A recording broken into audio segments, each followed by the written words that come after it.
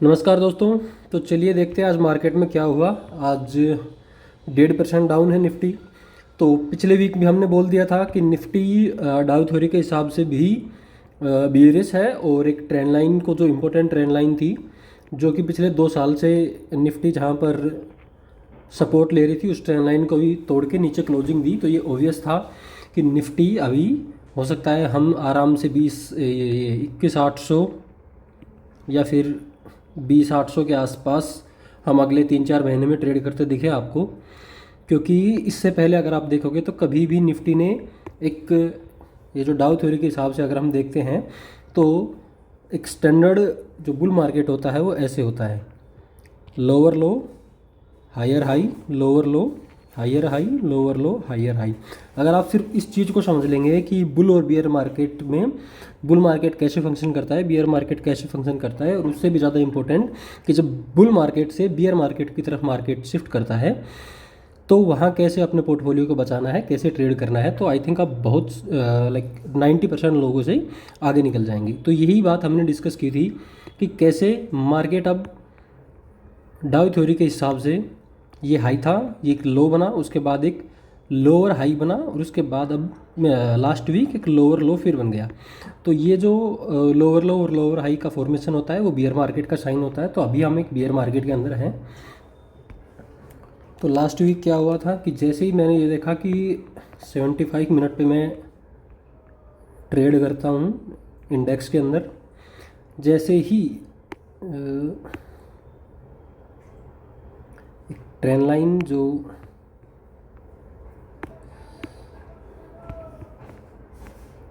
अगर हम यहाँ से एक ट्रेंड लाइन ड्रॉ करते तो एक शॉर्ट टर्म की जो ट्रेंड लाइन थी,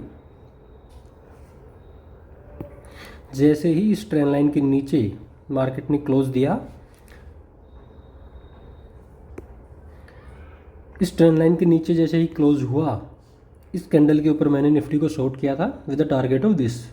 तो ये समथिंग 2.7 रेशो की ट्रेड थी। इसका मतलब मेरा रिस्क पे 1 रुपये था और मुझे 2 रुपये 77 पैसे 70-80 पैसे मिले। तो ये एक ट्रेड आज की मैंने, उसके अलावा कोई ट्रेड मैंने तो नहीं की। और अगर आप देख सकते हैं कि ये जो ट्रेंड लाइन थी, ये जो हॉरिजेंटल सपोर्ट है, ये है इलेक्शन डे का हाई। इलेक्शन डे का हाई इंपॉर्टेंट है क्योंकि उस दिन बहुत तगड़ी सेलिंग हुई थी मार्केट के अंदर। निफ्टी लगभग 8%, 8-8.5% डाउन हुआ था उस दिन। तो आज पहले 75 मिनट्स तो मार्केट ने सपोर्ट लिया एक, उसके बाद लगातार 4 ब्लैक कैंडल बनाई, जिसका मतलब है कि वो जो पहले 75 मिनट थे वो मेरे जैसे लोग थे जो शॉर्ट कर गए थे, और उन्होंने क्योंकि अपनी पोजीशन कवर करनी थी तो उन्होंने नीचे जाके बाई किया। बट उसके बाद कोई फॉलोअप बाइंग नहीं आई, और आज क्लोजिंग भी उसके नीचे ही हुई है। ये जो हाई है, इस कैंडल का हाई है, उसके नीचे ही क्लोजिंग हुई है। तो हो सकता है हम अगले कुछ महीने 2 महीने में यहाँ से आराम से 21,800 आ सकते हैं, जो कि 6% के आसपास है। तो यहाँ से मार्केट 6% आराम से ड्रिफ्ट हो सकता है। अब वो कैसे जाता है, वो या तो ऐसे चला जाएगा, बहुत जल्दी नीचे चला जाएगा, या हो सकता है आराम से, ठीक है, कि यहाँ कुछ टाइम स्पेंड करे, फिर थोड़ा नीचे जाए, टाइम स्पेंड करे, फिर नीचे जाए, या एकदम से 2-3 दिन लंबी कैंडल लगा के नीचे आ सकता है। तो ये तो हो गया निफ्टी का हाल। अगर हम बैंक निफ्टी देखें तो बैंक निफ्टी और बाकी जो इंडेक्स हैं उनका हाल तो और भी बुरा हो रहा है। बैंक निफ्टी में तो अगर आप देखें तो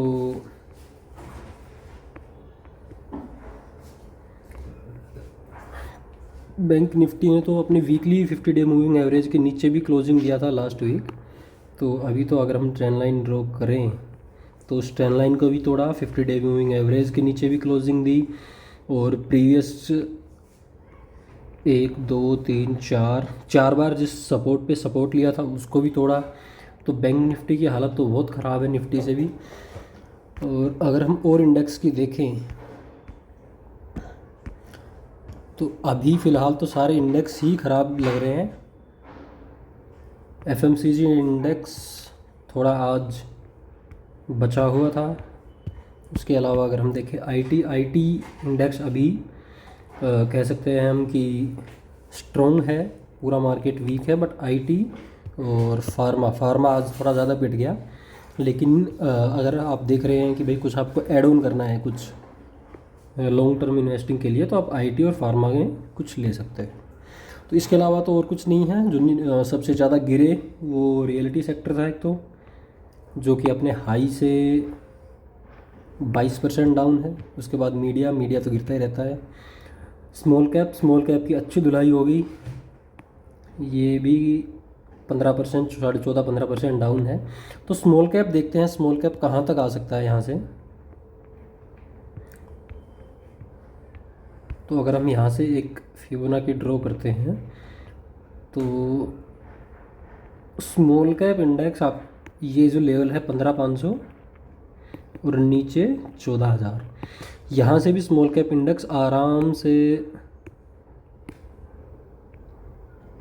15% और गिर सकते हैं। 15-16% हो सकता है, ज़्यादा ही गिरे, क्योंकि लास्ट टाइम जब ऐसा हुआ था तो ये देखो आप, इसने वीकली 200 डे मूविंग एवरेज को टच किया था। तो अगर हम वीकली 200 डेज मूविंग एवरेज देखें तो वो अभी फ़िलहाल 0.61% के आसपास आ रही है, जो फिबोनाची का हमारा गोल्डन रिट्रेसमेंट होता है उसके आसपास। तो हो सकता है अगर कुछ टाइम यहाँ स्पेंड करें तो ये मूविंग एवरेज थोड़ी ऊपर आ जाए और ये इस पूरे मूव के 50% रिट्रेस करके, और फिर हो सकता है कि हेल्दी मूव हमें देखने को मिले, जो मूव यहाँ आया था। इसके बाद small cap index, mid cap देख लेते हैं। मिड कैप और ज़्यादा ठुका आज।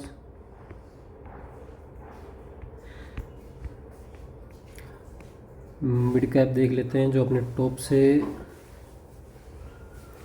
14-15%, ये भी डाउन है। इसकी भी सेम कहानी है।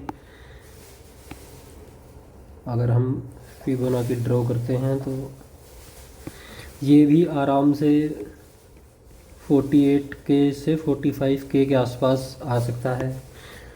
तो अभी तो हो सकता है मार्केट ऐसा ही चले, हो सकता है कल एक बाइंग आए मार्केट के अंदर। बाइंग नहीं तो जिन्होंने सेल किया था वो बाई करेंगे, अपनी पोजीशन क्लोज करेंगे। तो हो सकता है मार्केट एक बार दोबारा से 23,100 ट्राई करे, यहाँ से 23,100 या 23,200, बट उसके ऊपर मुझे नहीं लग रहा कुछ होगा। अगर ऊपर मार्केट जाता है तो एक स्ट्रॉन्ग रेजिस्टेंस के रूप में आएगा 23,200।